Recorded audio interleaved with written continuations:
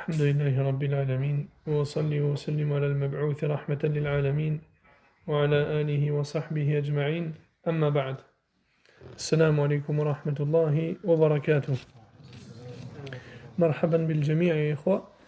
Donc on est arrivé au troisième chapitre c'est-à-dire الباب الثالث في قضاء الحاجة وآدابها. Donc on est arrivé au troisième chapitre qui concerne donc les besoins naturels et les comportements relatifs à ceux-ci.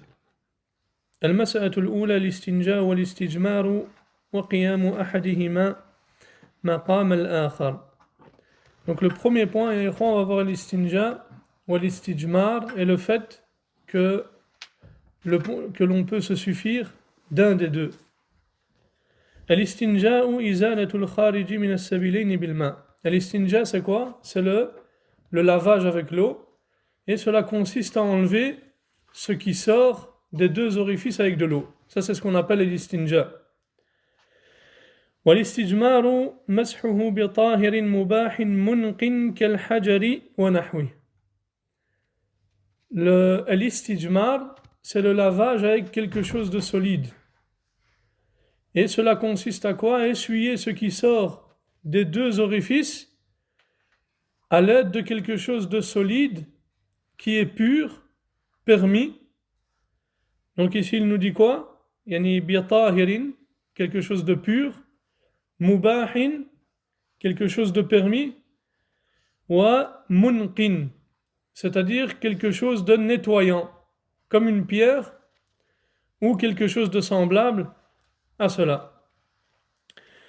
Il nous dit ويجزئ أحدهما عن الآخر لثبوت ذلك عن النبي صلى الله عليه وسلم. Et il nous dit l'un peut dispenser l'autre, comme cela a été rapporté d'après Anas radiyallahu anhu qu'il dit كان النبي صلى الله عليه وسلم يدخل الخلاء فأحمل أنا وغلام نحوي داوة من ماء وعنزة فيستنجي بالماء. Donc il dit d'après Anas, lorsque le messager d'Allah sallallahu alayhi wa sallam allait aux toilettes, un garçon de mon âge et moi-même amenions un seau d'eau en cuir et un bâton à la pointe en fer. Ensuite il se nettoyait avec l'eau. Et qu'est-ce que ça veut dire l'un peut dispenser l'autre? C'est-à-dire qu'on peut se suffire de l'istinja comme on peut se suffire de l'istijmar. C'est-à-dire que celui qui fait l'istijmar sans l'istinja, est-ce que cela est valable? Non. Et celui qui fait l'istinja sans l'istijmar, est-ce que cela est valable? Non. Mais qu'est-ce qu'il nous dit ici? Enfin, il va le dire maintenant. وعن عائشة رضي الله عنها عن النبي صلى الله عليه وسلم قال إذا ذهب أحدكم إلى الغائط فليستطب بثلاثة أحجار فإنها تجزئ عنه. Et d'après Aïcha radiyallahu anha, elle dit quand l'un de vous va accomplir ses besoins, qu'il se nettoie avec 3 pierres, car cela lui suffit. Et il nous dit wal jam'u baynahuma afdal. Et le fait de regrouper et combiner avec les deux, entre les deux, cela est meilleur. C'est-à-dire une personne qui lave avec de l'eau et ensuite lave avec des mouchoirs par exemple, ou du papier toilette, cela est préférable et meilleur.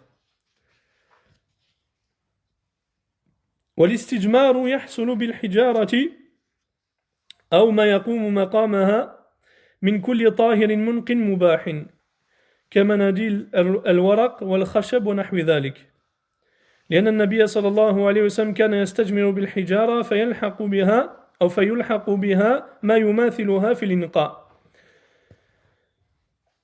Il dit ici l'istijmar peut être fait avec des cailloux ou avec tout autre objet pur, nettoyant et permis. Donc on a dit que pour faire l'istijmar, avec quoi on fait l'istijmar, ce solide-là doit être quelque chose de pur, de permis et également de nettoyant. Quelque chose qui nettoie.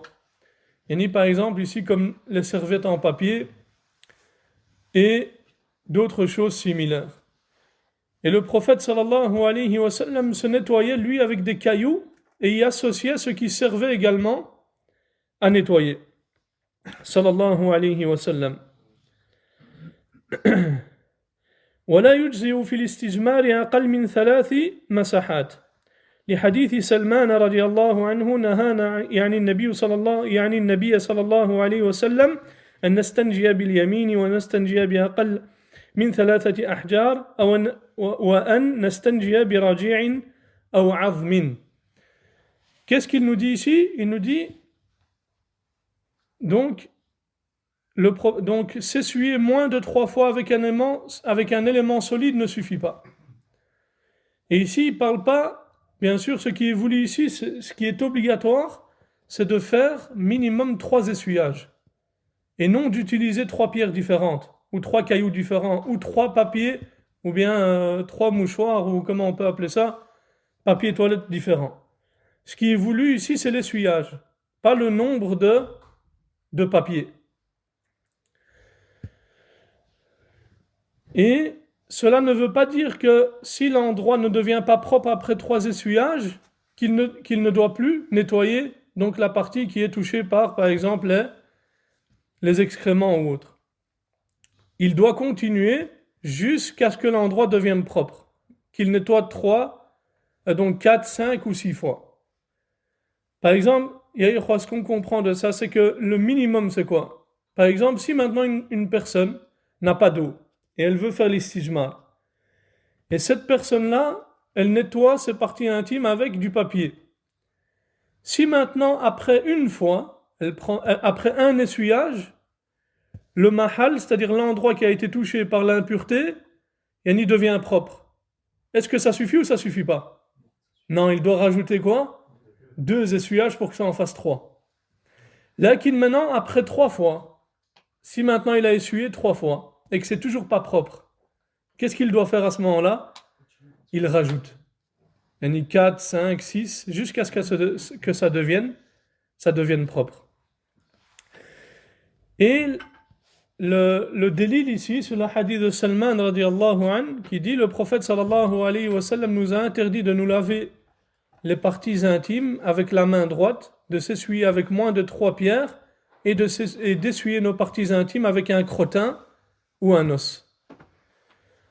Et maintenant, il y a une mas'ala ici qu'on peut voir, c'est le nombre d'essuyages après les 3 premiers. Doit-il obligatoirement être un nombre impair, oui ou non? Maintenant, on a fait 3. Est-ce que obligatoirement on doit en faire 4, 5, 7? Vous comprenez? Est-ce que ça doit être impair ou non?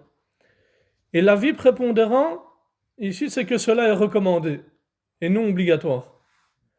C'est-à-dire que si la personne en a fait, par exemple, 3 et que ce n'est pas encore propre, elle en rajoute 1, eh bien il est recommandé qu'il en rajoute encore 1 pour que ce soit un nombre impair, c'est-à-dire que ça en fasse 5. Et ce qui est obligatoire, c'est que l'on essuie minimum 3 fois. Et ça, c'est l'avis d'Ibn Taymiyyah, rahimahullah, d'Ibn Uthaymin parmi nos mashayikh, et Ibn Baz, rahimahullahu al-jami'. Et la preuve, c'est le hadith qui a été rapporté dans Abu Daoud et qui a été rendu bon Hassan par lui et également par Ibn Hajar, dans lequel le prophète sallallahu alayhi wa sallam a dit: Man istajmara falyutir, man fa'ala faqad ahsan wa man taraka fala haraj alayh. Donc il dit sallallahu alayhi wa sallam, celui qui se nettoie avec une pierre, qu'il utilise un nombre impair. S'il le fait, c'est quelque chose de bien. Et s'il ne le fait pas, alors il n'y a pas de mal. Donc ce qu'on comprend ici, c'est que le fait de terminer sur un nombre impair, c'est quelque chose de recommandé.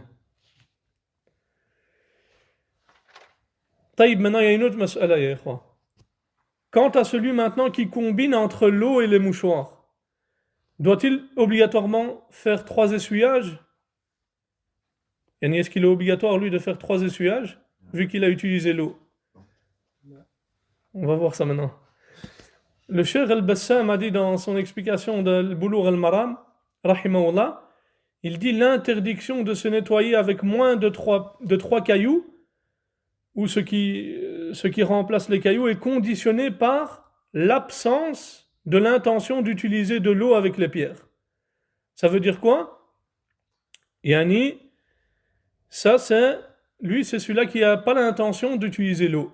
Donc à ce moment-là, lui, qu'est-ce qui lui est obligatoire et quoi? De faire combien d'essuyages?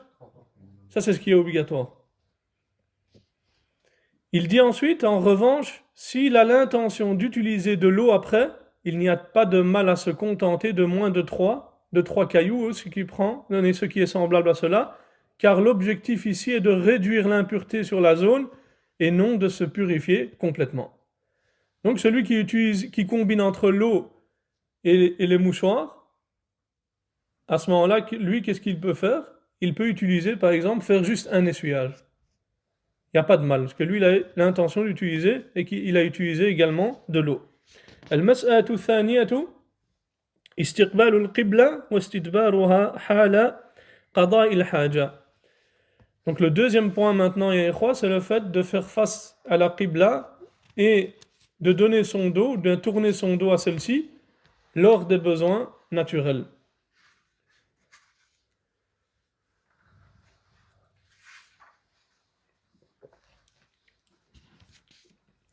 لا يجوز استقبال القبلة ولا استدبارها حال قضاء الحاجة في الصحراء بلا حائل.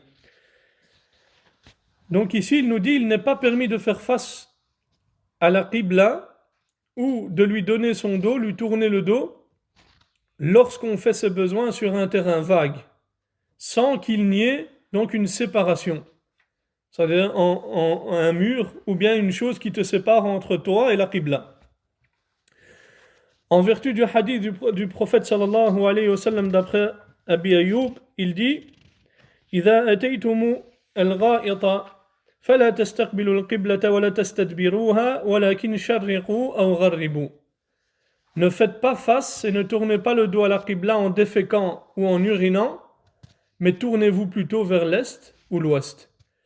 Et puis il dit radiyallahu anhu فقدمنا الشام فوجدنا مراحيض قد بنيت نحو الكعبة فننحرف عنها ونستغفر الله. Il dit ensuite à Abi Ayyub radiyallahu anhu, et en arrivant au Sham, on a trouvé des toilettes construites en direction de la Qibla et on se détournait, donc on se tournait ou on se détournait et on demandait pardon à Allah tabaraka wa ta'ala. Il nous dit ensuite أما إن كان في بنيان أو كان بينه وبين القبلة شيء يستتره فلا بأس بذلك لحديث ابن عمر رضي الله عنهما أنه رأى رسول الله صلى الله عليه وسلم يبول في بيته مستقبل الشام مستدبر الكعبة. Mais si maintenant la personne se trouve dans une maison ou autre et qu'il y a entre lui et la qibla une chose qui le sépare et le cache, alors il n'y a pas de mal.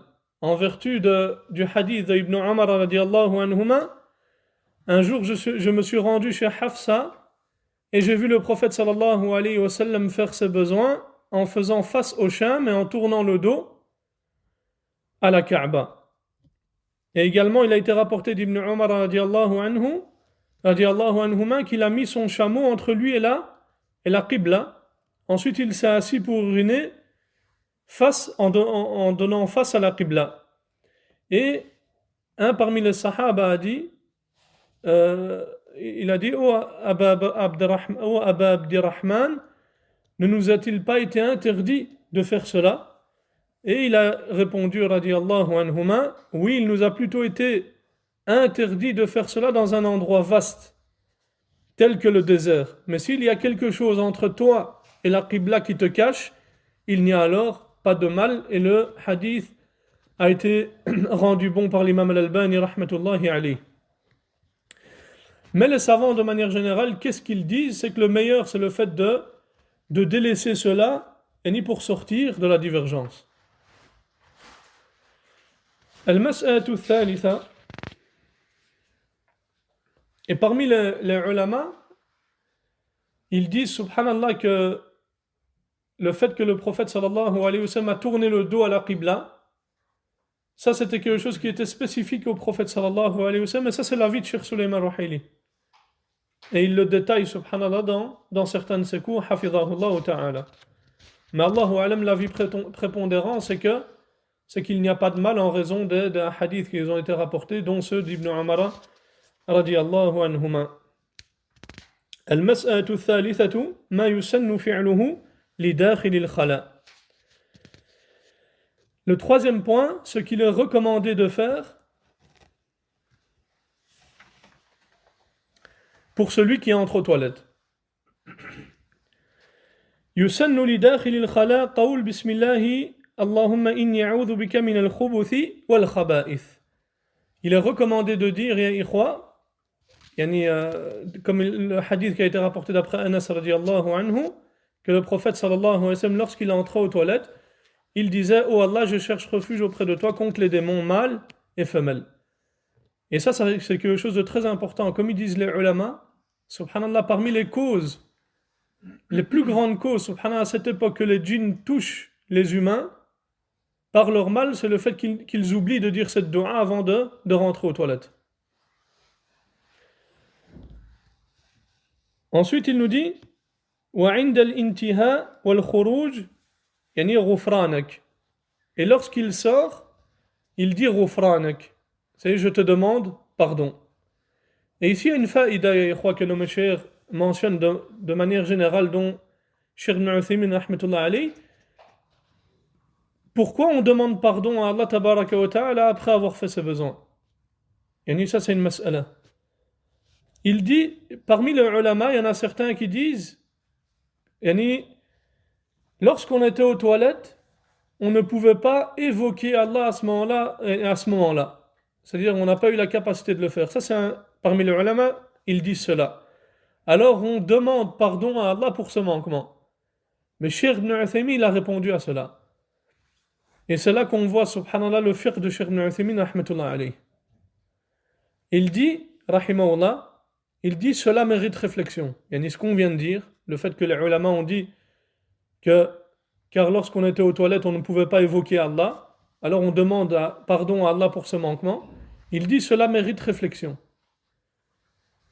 Il dit, car l'homme s'est abstenu d'évoquer Allah parce qu'Allah lui-même l'a interdit. Toi, si tu n'évoques pas Allah tabaraka wa ta'ala aux toilettes, c'est parce qu'Allah tabaraka wa ta'ala t'a interdit de le faire. Donc ce n'est pas un manquement. Et il dit, et si cela est ordonné par Allah, il ne s'expose pas à la punition, ni à la menace, mais plutôt à la récompense. Toi, si tu t'abstiens d'évoquer Allah aux toilettes, car c'est Allah qui te l'a ordonné, toi tu es récompensé. Il dit ensuite, c'est pourquoi la femme en période de menstruation ne prie pas et ne jeûne pas. Et doit-elle, une fois purifiée, demander pardon à Allah pour avoir manqué la prière et le jeûne pendant ses jours de menstruation? Et il dit là, abadan. Elle ne va pas demander pardon pour ça. Et personne n'a jamais dit ça parmi les ulama. Il devient donc clair que l'analogie est la suivante. Yani al-qiyas. Il dit, pourquoi on demande pardon? Il dit, comme tu m'as allégé et purifié des nuisances corporelles, alors je te demande pardon afin de m'alléger et me purifier des nuisances spirituelles, telles que les péchés et les autres.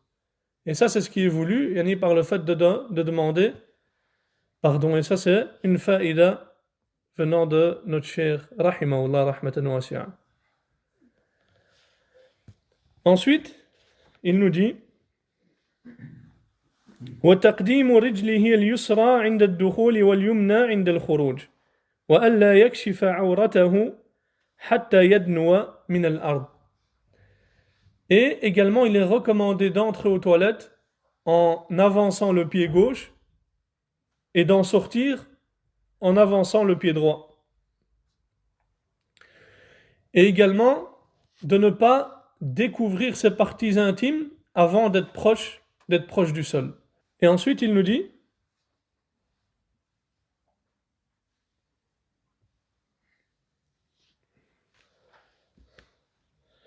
وإذا كان في الفضاء يستحب له الإبعاد والاستتار حتى لا يرى.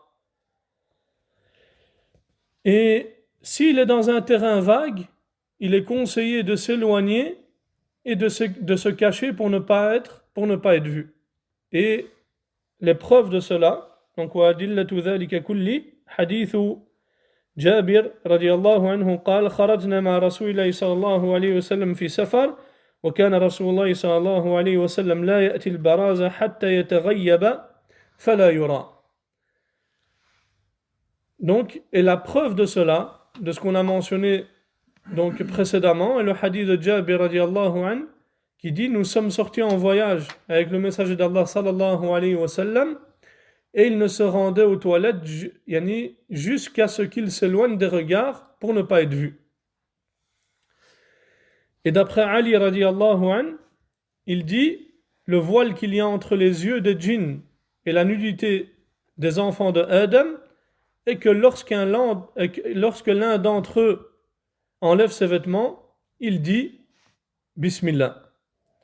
Et également le hadith d'Ibn Umar radiallahu anhuma, il dit lorsque le prophète sallallahu alayhi wa sallam voulait faire ses besoins, il ne relevait pas son vêtement avant de s'être approché du sol sallallahu alayhi wa sallam.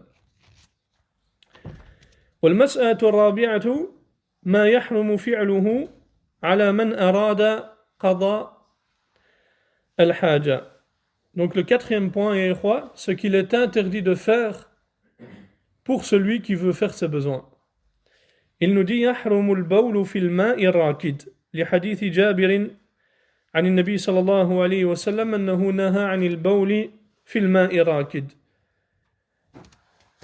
Donc, ce qu'il mentionne ici, c'est qu'il est interdit de faire ses besoins dans l'eau stagnante en vertu du hadith du prophète sallallahu alayhi wa sallam, d'après Jabirin qui dit que le prophète sallallahu alayhi wa sallam a dit qu'il est interdit, donc que le prophète sallallahu alayhi wa sallam a interdit de faire donc ses besoins dans l'eau stagnante. Il dit également ولا يمسك ذكره بيمينه وهو يبول ولا يستنجي بها لقوله صلى الله عليه وسلم إذا بال أحدكم فلا يمسكن ذكره بيمينه ولا يستنجي بيمينه. Et il n'est pas permis également de tenir son sexe avec la main droite, ni de s'essuyer avec la main droite. Et la preuve de cela est la parole du prophète sallallahu alayhi wa sallam quand l'un d'entre vous urine, qu'il ne tienne pas son sexe de sa main droite et ne se lave pas les parties avec celle-ci. ويحرم عليه البول أو الغائط في الطريق أو في الظل أو في الحدائق العامة أو تحت شجرة مثمرة أو موارد المياه. Il nous dit également il est interdit d'uriner ou de déféquer sur la voie publique, à l'ombre, dans les jardins publics, sous les arbres fruitiers ou près des sources d'eau.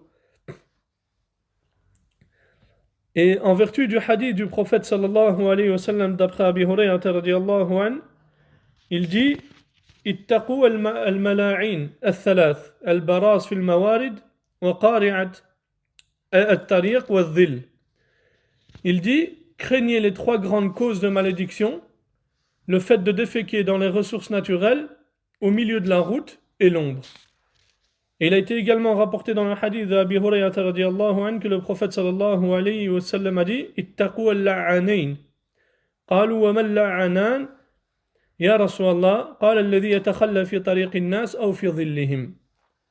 Donc d'après Abi Hurayra, le prophète sallallahu alayhi wa sallam a dit craignez les deux grandes causes de malédiction. Les sahaba ont dit et quelles sont les deux grandes causes de malédiction ya Rasulallah? Il dit celui qui fait ses besoins sur le chemin des gens ou sur les endroits ombragés que ceux-ci utilisent. كما يحرم عليه قراءة القرآن ويحرم عليه الاستجمار بالروث أو العظم أو بالطعام المحترم لحديث جابر رضي الله عنه نهى النبي صلى الله عليه وسلم أن يتمسح بعظم أو بعر أو ببعر. Il est également interdit à celui qui fait ce besoin de réciter le Coran pendant qu'il fait ses besoins. Et également, il est interdit de se nettoyer avec du crottin, des os ou de la nourriture. Et ça en vertu du hadith de Jabir radiallahu anhu qui dit le prophète sallallahu alayhi wa sallam a interdit de se nettoyer avec un os ou du crottin.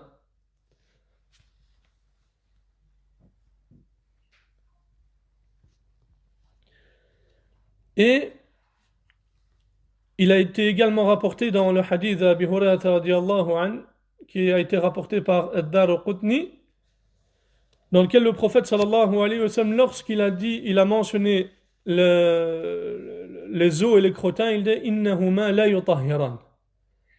Yani, il ne purifie pas. Et également dans le hadith de Salman qu'on a vu là tantôt, yani précédemment, il a dit il nous a été interdit de se nettoyer avec du crottin et des os. Et maintenant, il y a plusieurs raisons, ya ikhwa, pour laquelle le crottin ne purifie pas. La première, c'est parce que c'est la nourriture de nos frères djinns musulmans. Comme cela a été rapporté dans le hadith, n'utilisez pas les crottins et les os pour vous purifier après vos besoins, car ce sont la nourriture de vos frères djinns. Et deuxièmement, car ils ne purifient pas, comme on a mentionné dans le hadith d'Abi Huraira rapporté par Ad-Daraqutni, innahuma la yutahhiran. Ils ne purifient pas. Quant à l'os, il ne nous est pas permis de nous nettoyer avec celui-ci pour deux raisons.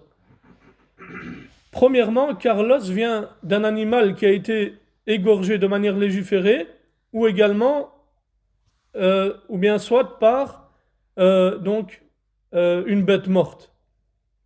Donc l'os vient soit d'un animal qui a été égorgé de manière légiférée, soit d'une bête morte. Et si c'est une bête morte, alors c'est impur.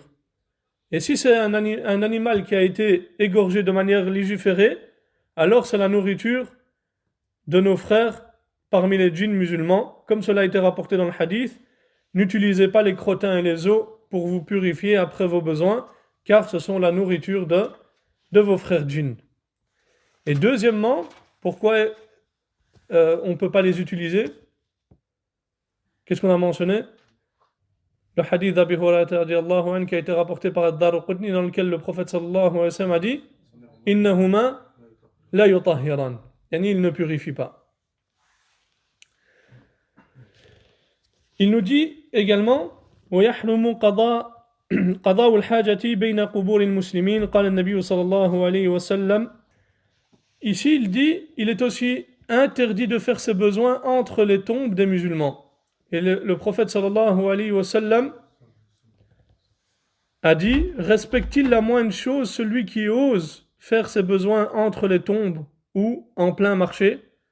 C'est-à-dire qu'il n'y a aucune différence entre celui qui fait ses besoins entre les tombes et en plein marché. Est-ce qu'il est permis de faire ses besoins en plein marché? Là. C'est ça que le hadith yani veut dire. المسألة الخامسة وعليكم السلام ما يكره فعله للمتخلي. Maintenant on va voir ce qu'il est détestable de faire pour celui qui fait ses besoins.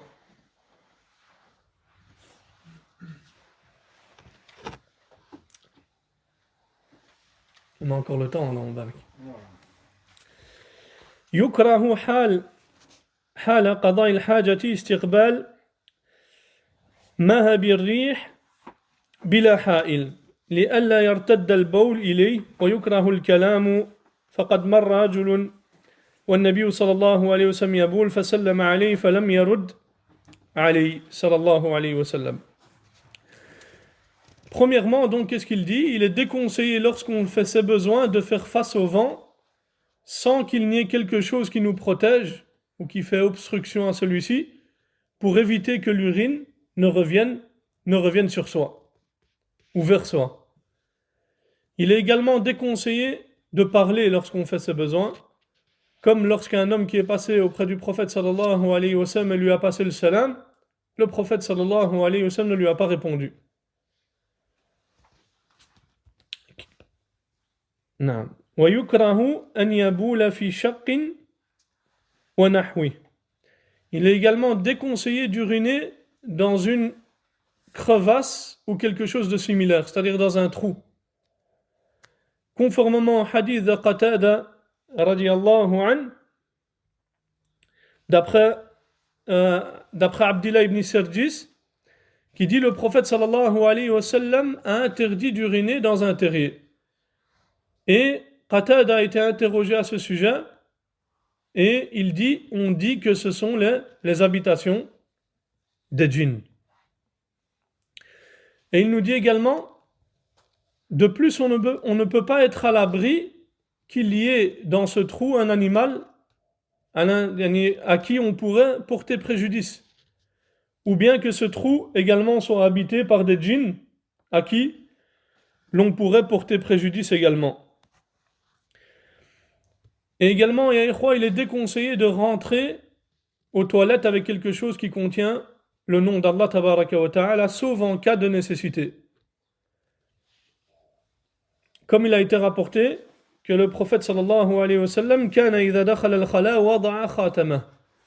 Lorsque le prophète sallallahu alayhi wa sallam entrait aux toilettes, il retirait sa bague sur laquelle était inscrit le nom d'Allah. Mais les savants ont dit qu'en cas de nécessité, par exemple s'il a de l'argent ou autre sur lesquels il y a le nom d'Allah qui est inscrit, alors à ce moment-là il n'y a pas de mal à cela, qu'il le laisse dans sa poche. Mais s'il le laisse à l'extérieur, ça c'est au cas, et maintenant s'il le laisse à l'extérieur, son argent est exposé au vol ou à l'oubli. Alors à ce moment-là il n'y a pas de mal à ce qu'il le laisse dans sa poche. Quant au mushaf il est interdit de rentrer aux toilettes avec, que ce soit de manière visible ou cachée, c'est-à-dire que ce soit de manière visible ou dans ta poche ou dans ton sac ou autre, car c'est la parole d'Allah et c'est la plus noble des paroles, et entrer aux toilettes avec le mushaf constitue une forme de dépréciation ou d'humiliation envers celui-ci. Donc là, on a terminé. On a terminé ce chapitre. Ensuite, il nous dit Al-Bab al-Rabi' fi siwak wa sunani al-fitra. Le quatrième chapitre, le siwak et les sunan de la fitra, c'est-à-dire la sainte nature ou la nature originelle.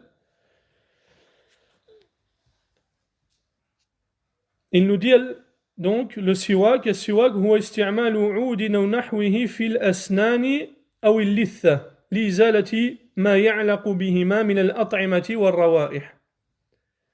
Le siwak, c'est quoi? C'est le fait donc d'utiliser un bâtonnet de bois ou autre pour le dent et les gencives pour nettoyer les aliments ou éliminer les mauvaises haleines ou les mauvaises odeurs de la bouche. والمسألة الأولى حكمه السواك مسنون في جميع الأوقات حتى الصائم لو تسوك في حال صيامه فلا بأس بذلك سواء كان أول النهار أو آخره لأن النبي صلى الله عليه وسلم رغب فيه ترغيبا مطلقا ولم يقيده بوقت دون آخر. Donc il est permis d'utiliser le siwak en tout temps, même pour le jeûneur.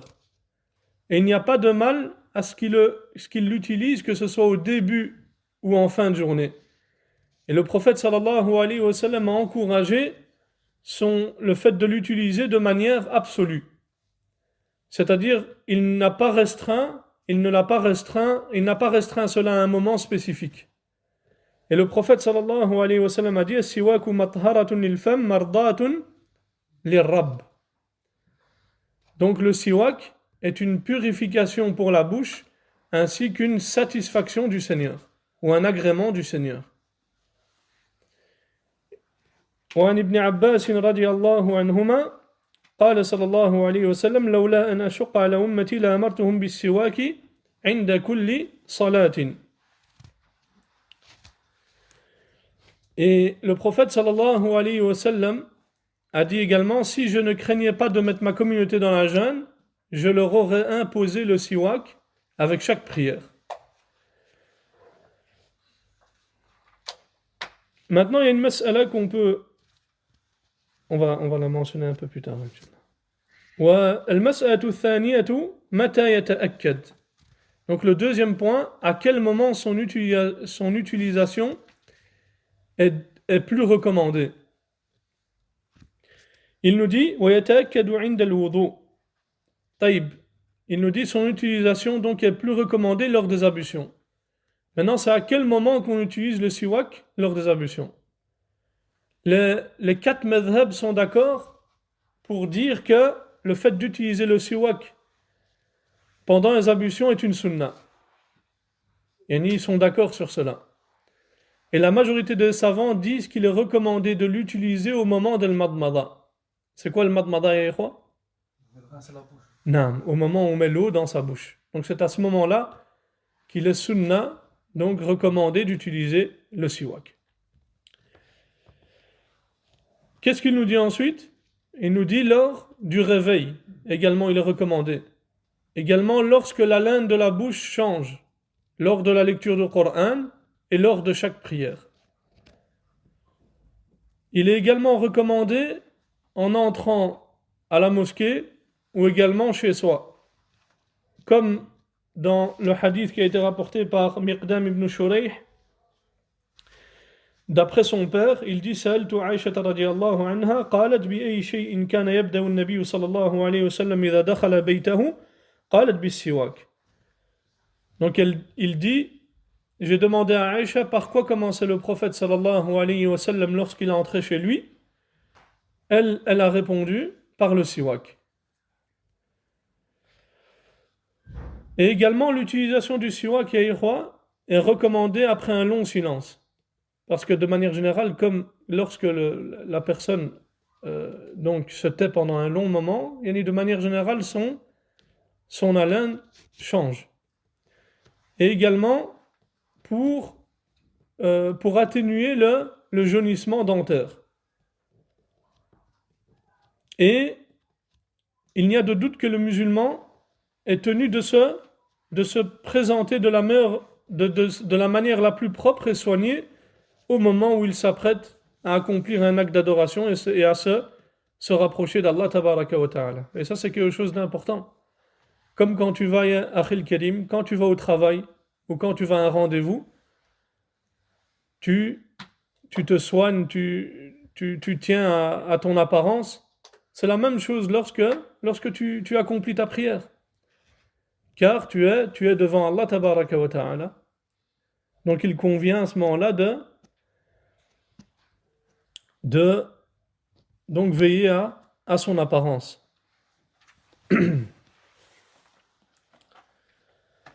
Troisième point, il nous dit al-mas'atu al-thalithatu bima yakun. Donc le troisième point, donc qu'est-ce qu'on utilise pour se frotter les dents? Donc avec quoi on se frotte les dents? Il nous dit yusannu an yakuna at-tasawwuk bi'udin ratbin la yatafattat wa la yajrahu al-fam. فإن النبي صلى الله عليه وسلم كان يستاك بعود أراك وله أن يتسوك بيده اليمنى واليسرى فالأمر في هذا واسع. Donc il est recommandé de se frotter les dents avec un bâtonnet de bois humide qui ne s'effrite pas et qui ne blesse pas la bouche, qui ne risque pas de blesser la bouche. Et le prophète sallallahu alayhi wa sallam avait pour habitude de se frotter les dents à l'aide, donc avec un bâton qu'on appelle un bâton de arrak. Et, subhanallah, parmi les questions qui ont été posées à Cheikh Ibn Uthaymin ici, rahimahullah, ils ont demandé est-ce que le fait de se brosser les dents avec une brosse à dents remplace le siwak. Et il a dit, rahimahullah, il a répondu, Naam, la brosse à dents remplace le siwak, et il dit plutôt elle nettoie et purifie plus que le siwak. Et si la personne l'utilise, alors la sunna aura été concrétisée et réalisée. Car ce n'est pas la manière qu'il faut prendre en considération, mais plutôt le résultat. Là, ce qu'il faut prendre ici également en considération, et parmi les paroles des ulama, c'est que les ulama, ils ont donné un tartib, un ordre. Ils ont dit le meilleur, c'est qu'il utilise le bâton, le bâtonnet que le prophète sallallahu alayhi wa sallam utilisait. Donc le bâton d'Arrak, s'il ne trouve pas, il utilise le petit bâtonnet siwak, et ensuite vient la brosse à dents. Ensuite, il y a une mas'ala, c'est est-ce qu'on utilise la main droite ou la main gauche pour se frotter les dents avec le siwak. Et certains savants disent et sont d'avis qu'il faut utiliser la main gauche pour se frotter les dents, car cela rentre dans le fait de retirer les impuretés, et la main gauche est utilisée pour enlever tout ce qui est nuisible. Donc ils disent le fait qu'il enlève les saletés avec le siwak, alors on utilise la main gauche. Et d'autres savants disent qu'il est préférable d'utiliser la main droite, car cela fait partie de la purification. Car le prophète sallallahu alayhi wa sallam aimait utiliser la main droite pour ses ablutions et dans toutes ses affaires. Comme cela a été rapporté de notre mère Aïcha radiyallahu anha, qui dit le prophète sallallahu alayhi wa sallam aimait commencer par la droite dans toutes ses affaires, lorsqu'il mettait ses chaussures, lorsqu'il se coiffait et dans sa purification. Donc il est recommandé de se nettoyer les dents avec la main droite. Et il y a un autre avis, je crois, qui est pertinent, et c'est l'avis de Cheikh l'Islam ibn Taymiyyah, rahimahullah ta'ala, et de certains parmi le Malikiyya. Et eux, ils disent que si le siwak est utilisé pour enlever une impureté visible dans la bouche, alors à ce moment-là, il convient d'utiliser la main gauche. Mais si on utilise le siwak de manière absolue ou pour adorer Allah, alors il doit être utilisé avec la main droite. Et il n'y a de doute que cet avis-là est fort.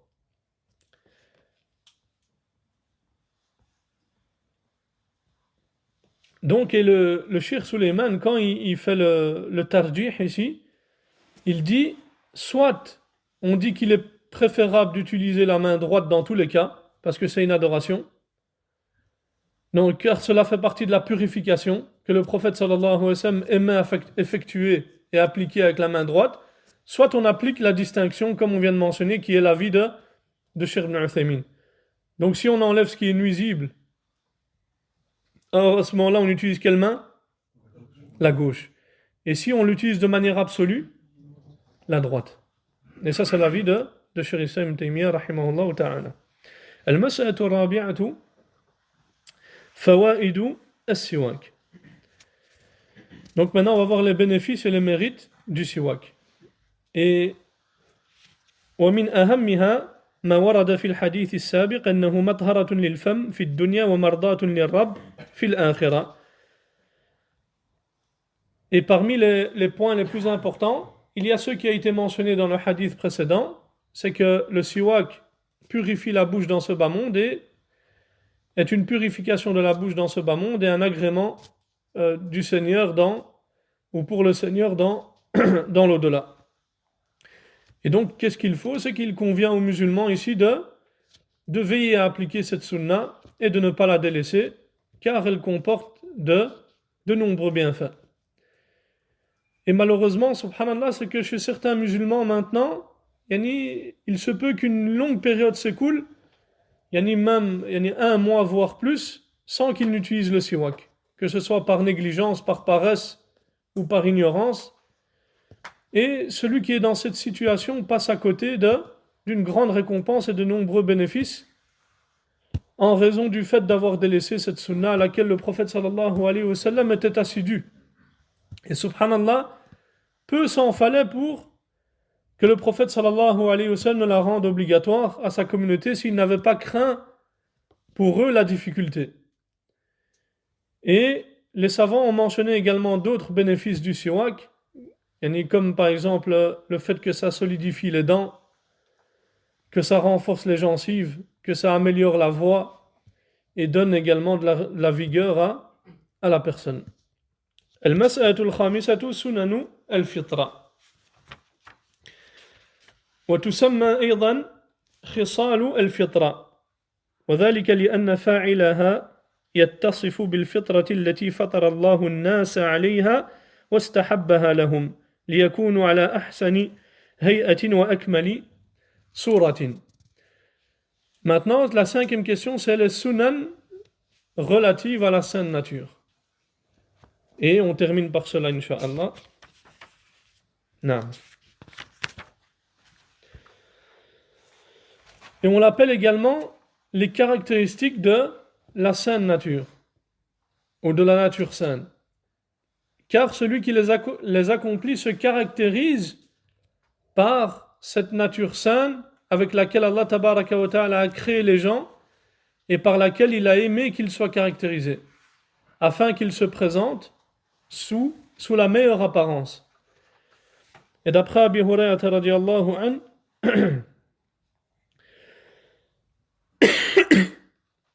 le prophète sallallahu alayhi wa sallam a dit khamsun min al-fitra al-istihdad wal-khitan wa qassu al-sharib wa natfu al-ibt wa taqlimu al-adhafir.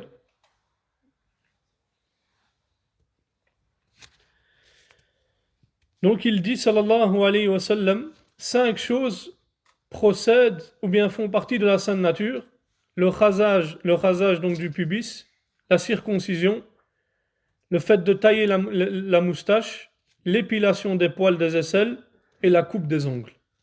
Donc ça, ce sont 5 choses. La première chose qu'il mentionne est l'istihdad. وهو حلق العانة وهي الشعر النابت حول الفرج وسمي بذلك لاستعمال الحديدة فيه وهي الموسى وفي إزالته جمال ونظافة ويمكن إزالته بغير الحلق كالمزيلات المصنعة. Il nous dit, premièrement, le rasage du pubis. Et c'est le rasage des poils pubiens, et ce sont les poils qui poussent autour des parties intimes. Et on l'a nommé de cette manière, c'est-à-dire l'istihdad, en raison de l'utilisation d'un outil métallique qui est le rasoir.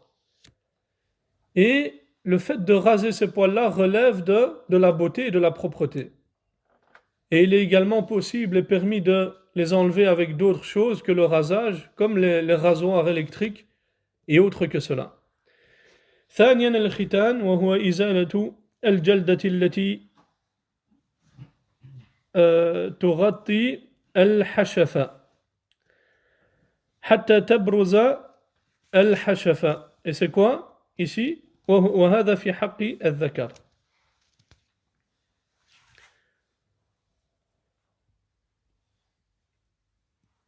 Donc il nous dit, le deuxième, c'est la circoncision. Et cela consiste à débarrasser le gland de la peau qui le recouvre, afin que celui-ci soit apparent. Et la sagesse derrière cela, c'est que cela purifie l'homme. La sagesse derrière la circoncision, c'est que c'est pour purifier donc l'homme, ou bien le pénis de l'homme, des impuretés qui s'accumulent dans le prépuce. Donc ça, c'est la sagesse, et il est recommandé également de la pratiquer durant le 7e jour après la naissance. Et car cela permet, comme l'ont dit les ulama, une cicatrisation rapide, et également permet à l'enfant de grandir de la meilleure des manières. Troisièmement, qassu sharibi. Donc il nous dit, ici troisièmement, c'est le fait de tailler les moustaches. وهو المبالغة في قصه لما في ذلك من التجمل والنظافة ومخالفة الكفار. Donc il nous dit tailler la moustache, donc cela consiste à quoi? À diminuer nettement la longueur de la moustache et ce en raison de ce que cela suscite comme embellissement, propreté et également distinction d'avec les mécréants. Et les hadiths authentiques sont rapportés sur l'incitation à les tailler et le fait de laisser pousser la barbe comme car la laisser est à la fois un signe de beauté et de virilité.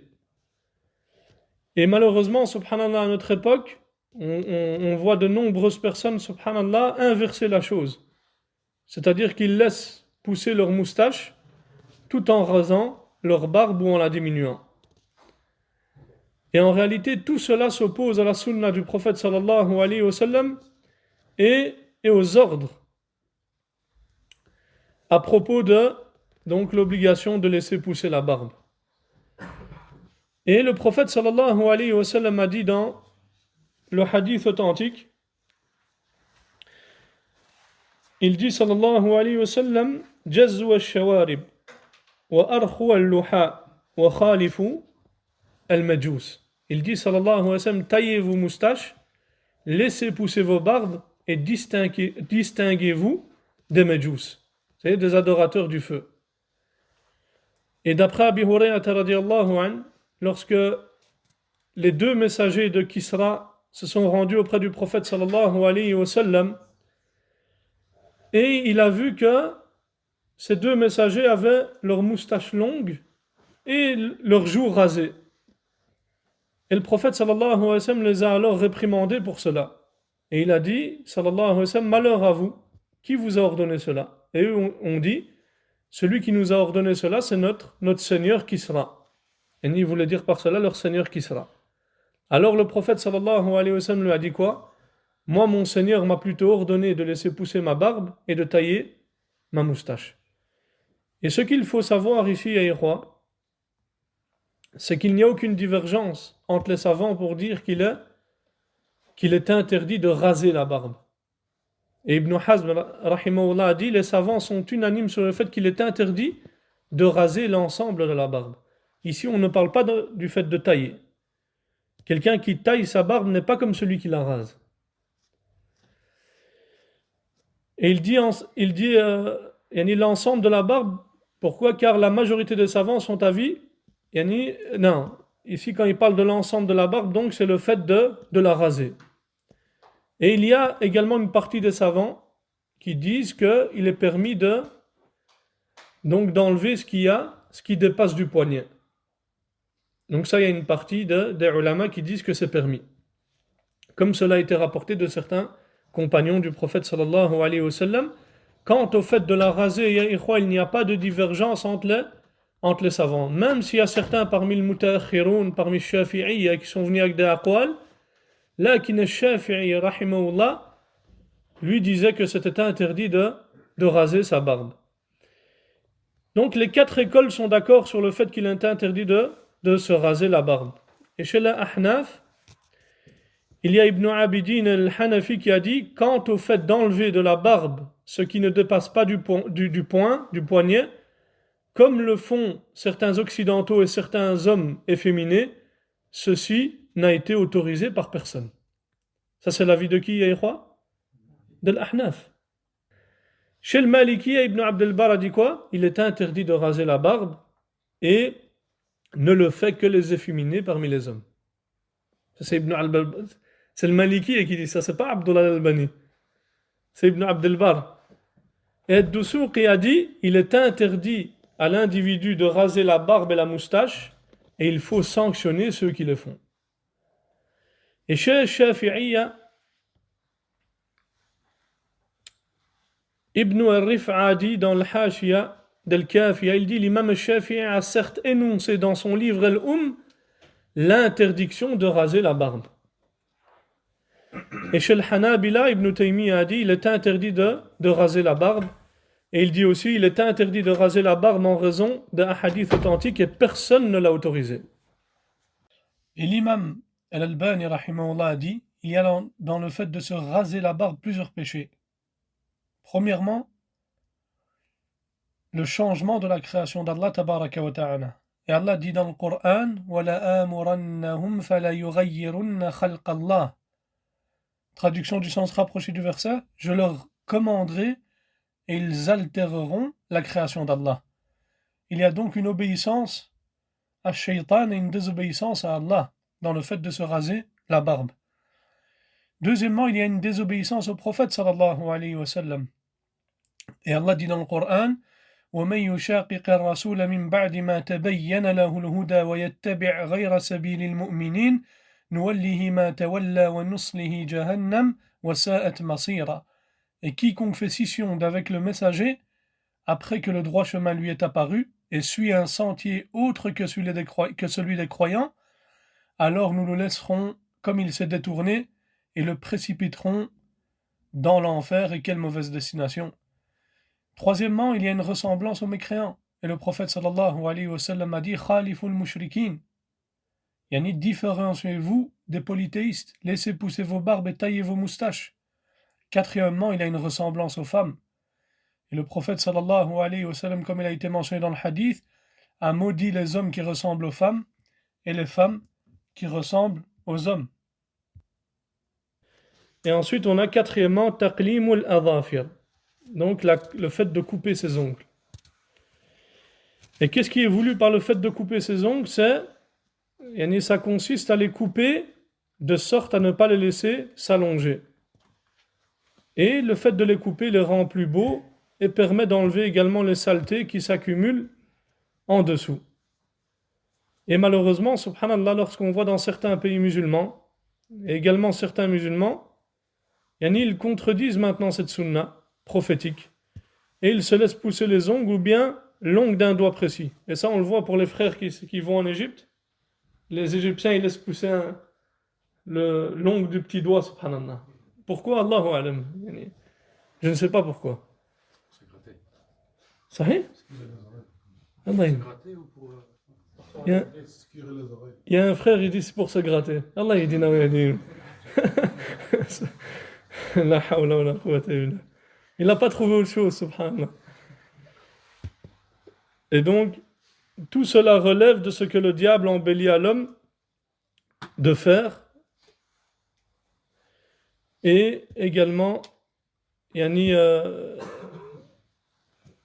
cela également est une ressemblance aux ennemis d'Allah, tabaraka wa ta'ala. Cinquièmement, natfu al-ibt, l'épilation des poils des aisselles. Et cela consiste à quoi, ya ikhwa? À débarrasser les aisselles des poils qui y poussent. Et il est recommandé de retirer ces poils. Et ici, quand on parle de natf, c'est le fait de les épiler et les arracher. Il y a une différence entre le fait de raser et d'épiler. Ce sont deux choses différentes. Donc ce qui est meilleur, subhanallah, c'est de les arracher ou de les épiler. Mais il est permis de les raser également. C'est pas interdit. Mais le meilleur, c'est de les arracher. Et le fait de retirer ces poils-là, alhamdulillah, c'est synonyme de propreté et ça permet également d'éliminer les mauvaises odeurs qui s'accumulent avec la présence de ces poils-là à cet endroit-là.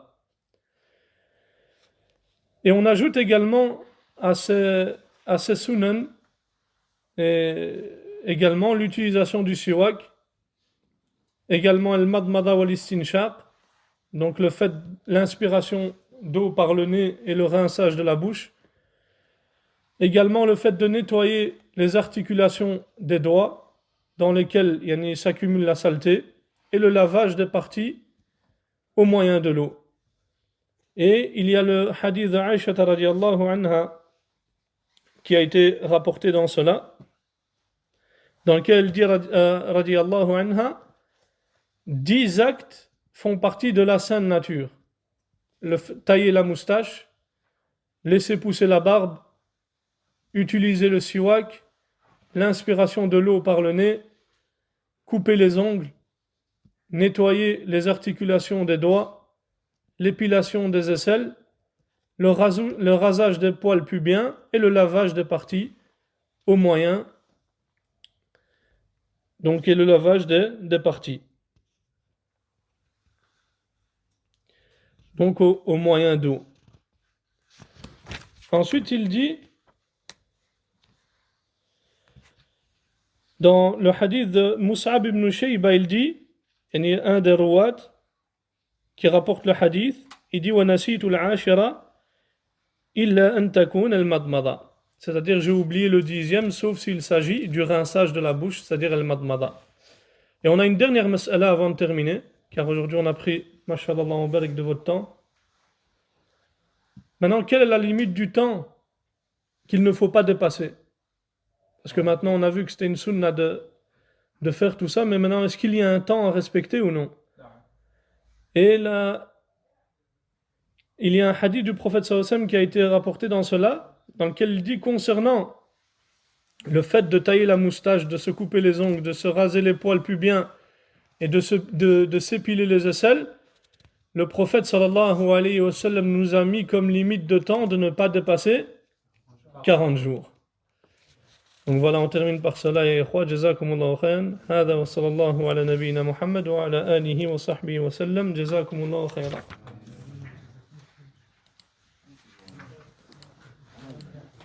Pardon, j'ai une question après ça. Tfadal. Ici, on a dit qu'on s'essuyait 3 fois. Non. Ça rentre pas.